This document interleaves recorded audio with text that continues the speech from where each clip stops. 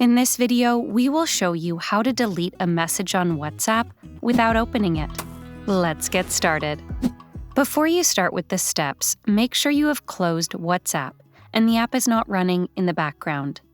Now swipe down from the top and enable the toggle for airplane mode. Once done, open the WhatsApp app on your phone. Locate the chat.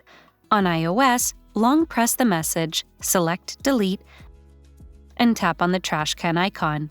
Tap on Delete for me to confirm. After deleting the message, close WhatsApp and make sure it is not running in the background. Finally, turn off the airplane mode. There you go.